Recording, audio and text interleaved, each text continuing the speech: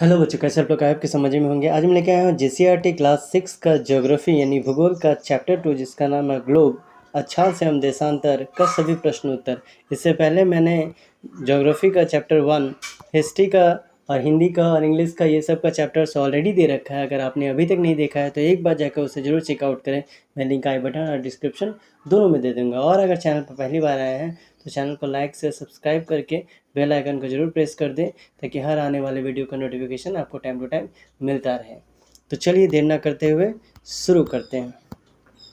इसमें सारा जो क्वेश्चन आंसर है सब कुछ आपको मिलेगा, यहाँ पर मैं कोई नहीं है। इसके अलावा आपको एक्स्ट्रा क्वेश्चन आंसर भी मैं करा दूंगा। तो अभ्यास में पहला नंबर क्वेश्चन है, रिक्त स्थानों की पूर्ति कीजिए। इसका क है कर्क रेखा डैश पर स्थित है। तो कर्क रेखा जो है वो 23.5 डिग्री उत्तर मतलब होता है नॉर्थ पर स्थित है। ख नंबर है, प्रधान यमोत्तर डैश रेखा है। तो इसको हम लोग देशांतर रेखा के नाम से जानते हैं। ग नंबर है, 0 डिग्री यमोत्तर को डैश के नाम से जाना जाता है। इसको हम लोग प्रधान यमोत्तर के नाम से भी जानते हैं। घ नंबर है, 2 अक्षांश रेखाओं के बीच के भाग को डैश कहते हैं। तो इसको हम लोग कटिबंध के नाम से जानते हैं। और अंग नंबर है, भारतीय मानक देशांतर रेखा डैश शहर से गुजरती है। तो यह आपका मिर्ज़ापुर से होकर के गुजरती है। इसके बाद हमारे पास 2 नंबर से है MCQ। पहला है, भारतीय मानक यमोत्तर का मान 82 डिग्री, 67 डिग्री, 97 डिग्री। तीनों में देखिए ईस्ट यानी पूरब दिया हुआ था। इसका सही आंसर हो जाएगा नंबर क। ठीक, चलिए हम लोग अगला क्वेश्चन की तरफ बढ़ते हैं। नंबर दो में दिया है, कर्क रेखा और मकर रेखाओं के बीच पाए जाते हैं शीत कटिबंध, शीतोष्ण कटिबंध या उष्ण। तो इनके बीच जो पाया जाता है वो उष्ण कटिबंध पाया जाता है क्योंकि गर्मी बहुत ज़्यादा होता है। तीसरा नंबर है, उत्तरी ध्रुव वृत्त स्थित है कहाँ पर में। तो पूर्वी गोलार्ध में, दक्षिणी गोलार्ध में या उत्तरी गोलार्ध में। तो ये कहाँ पर में होगा, तो ये आपको उत्तरी गोलार्ध में होगा। ये आपको ध्यान में रखना है।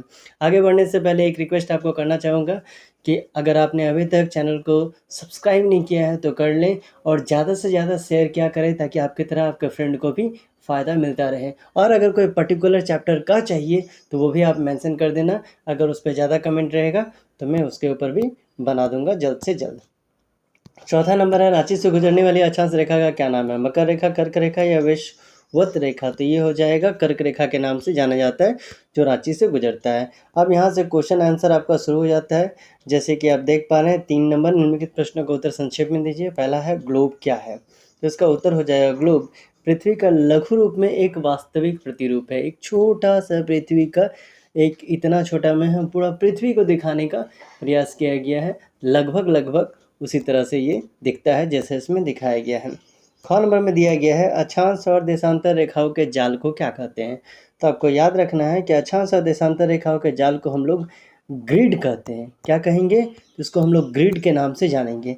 तीसरा नंबर क्वेश्चन दिया है, देशांतर रेखाओं की कुल संख्या कितनी है। तो इसका उत्तर हो जाएगा, देशांतर रेखाओं की कुल संख्या कितनी है, तो 360 है। ठीक है।